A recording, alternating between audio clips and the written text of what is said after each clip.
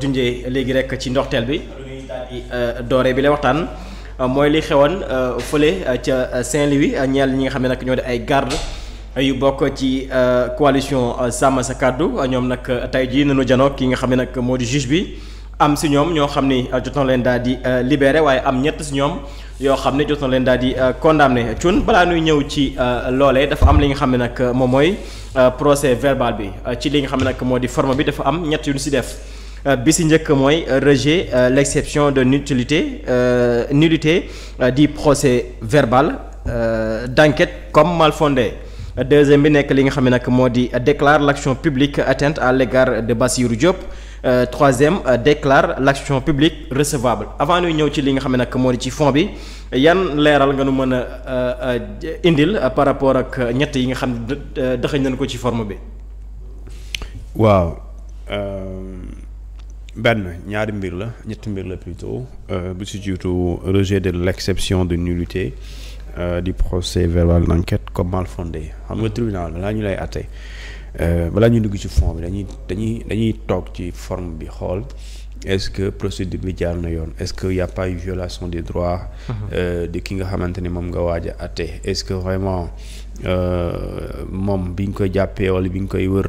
est-ce que bi nga ko jàppee di ko déglu. ni mu amee droit am avocat est-ce que da nga ko xeeñ wala déet est-ce que fi nga jaar daal ba war ko jàpp parce que procédure pénale mooy fi ngay jaar yoon may la ba nga teg nit ki loxo. ba déglu ko ba bëgg ko mu ñu àtte ko.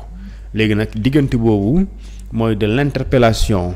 la mise en examen ba jour bi ñu koy àtte ba naan définitivement dañ laa condamné jamono jooju yëpp dafa am àq boo xamante ni yow dañ la ko yoreel.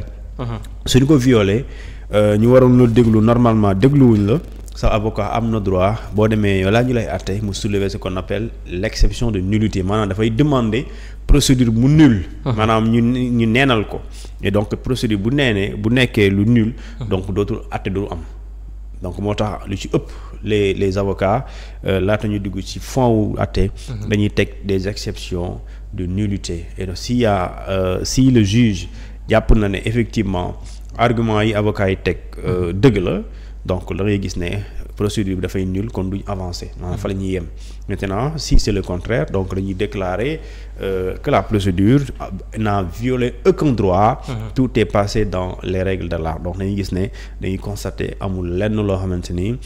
amal nañ ko te yoon da ko tere wala ñu def loo xamante ni droit la ak nit ki te respecté wuñ ko da ngay gis ne donc moo tax l'exception de nullité bi nga soulever dañ koy écarter maanaam juge bi da koy teggi sànni ko fële et pare ñu mën a dugg ci leneen léegi boo soulever beneen cas comme le cas justement de l'action publique parce que dañ ne Bassirou Diop daa faatu ci prison ñenn ñi ne dafa suspect léegi loolu ñu waxoon dafa suspect dañoo sàkk woon procureur ministère public mu daal di ut enquête ci loolu léegi sàkk boobu dagan na maanaam nit ku ne boo njoxte dara nga bëgg mu leer loolu sa droit la léegi noonu ñu ne c'est recevable loolu c'est l'action publique là elle est recevable maintenant même si li nga wax ni mën na nekk ñu xool lan la waaye pour action publique am maanaam pour ñu topp mbir mi ubbi enquête waaw il faut mu am li am mooy li war a am mooy il faut que autopsie bi ñuy ordonné il faut moom mu wax ne carrément que ne effectivement Bassirou Diop dafa dee ci deewum boo xam ne nekkul lu naturel bu fekkente ni loolu la autopsie joxe dans ce cas l'action publique du nekk lu éteindre wu mais dañ ciy dafay jur lu ñu tuddee l'ouverture d'une information judiciaire donc da ngay gis ne le procureur dafay def liggéeyam conformément à l'article 66 du code de procédure pénale mu daal di tijji une information judiciaire mais tel n'est pas le cas bi ñu saisir procureur ci dee bi ñu ne ko am na waaye bu tudd Bassirou Diop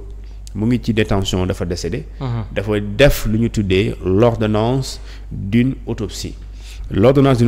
autopsie boobu daal di joxe benn résultat mu wax effectivement il y a pas eu la mort elle est naturelle donc si la mort est naturelle il y a pas d'information judiciaire mu ñuy tijji s'il y a pas information judiciaire l'action publique dafay éteinte maanaam fa lay jaaree jeex et s'il y avait le contraire donc lu éteindre wu mais dañuy tëjji une information judiciaire damay gis ne donc sur la forme ce sont ces éléments là yu am moom la ñuy teg ci donc lii dafay gën a firndeel ni génnub àdduna ki nga xam ne nag moo di Bassirou Diop lu naturel la. waaw c'est parce que xam nga procureur moom àttewul waaw àttewul d'ailleurs mais le procureur du médecin mais dañ ko ne doo demee ci code de procédure pénale article 66 daf ne bu ñu doxee ba gis ci néew maanaam cadavre nit ku ñàkk bakkanam maanaam nga doxoon rek gis ko ci mbedd mi nii wala ñu dem ba nit dee ci dee boo xamante ni xel ñaaw na si nga ñëw fekk nit ci appartement ñu gis deret tuur ci côté bi à côté xam nga xel ñaaw na si ñu ne ñu dem ba gis ne dee na waaye jamuñu ko waaye gis nañ daal loxo bi daal bi ne dañ koo gajji xel dafa tee wala ñu gis ne dee na waaye gémmiñ gi mu ngi nàcc donc loolu c'est une mort violente mais ñu ne mais que la mort soit violente ou pas que la mort soit suspecte ou non suspecte plutôt dañuy def lu ñu tuddee di yëgal procureur police ñëw mu yëgal procureur ñëw su amul jot mu yónnee su yónnee lu muy njëkk a def mooy puisque dafa tey dafay demander li ñu tuddee l'ordonnance d'une autopsie autopsie boobu nag bu joxee résultat luy am suba ci lay dépendre si l'autopsie révèle que il y a eu une mort qui n'est pas du tout naturelle dans ce cas le procureur dafay tijji une information judiciaire si la mort est naturelle il y a pas d'unité d'information judiciaire il y a pas d'enquête il y a absolument rien parce que dee bu naturellement vraiment amulooy enquête sinon malaaka yi ngay enquête pour jàpp malaaka yi peut-être parce que dañu ne mort bi dafa naturel et médecin moom mooy wax loolu donc si la mort est naturelle il y a pas de personne à poursuivre donc s'il y a pas personne à poursuivre il y a pas présumé personne bi def loolu parce que sachant que la mort est tout à fait naturelle donc lorsqu'elle est naturelle il y a pas de poursuite donc si la mort n'est pas naturelle il y a possibilité de poursuite parce qu'il y a un X qui sera recherché alors dañuy dikkaat tuuti si li nga xam ne nag moo di l'exception de nullité comme ni nga ko expliqué léegi bi leen tegee loxo dafa am ñu ñaawlu woon li nga xam ne nag moom la anam bi demee dem nañ sax ba naan mbir mi kat mbirum jaay doole la parce que mbirum banditisme mën nañu wax parce que da leen bàyyi xaaju guddi nu fekk leen ci lëndam te présenté wuñu li nga xam ne nag moo di benn bataaxal buy firnde ni da leen wala saytu pour xool est-ce que amoon li nga xam ne nag moo di arme ak leneen est-ce que loolee tey jii nekkul luy indi benn jafe-jafe ci li nga xam nag mooy ci procédure bi. bon man man xam nga damay yem ci li nga xamante ni moom la procureur wax. ak li médecine wax médecine dañ koo sant procureur moo ko ne defal ma autopsie kooru Bassirou Diop. Bassirou Diop décédé en prison qui était en détention d'ailleurs alors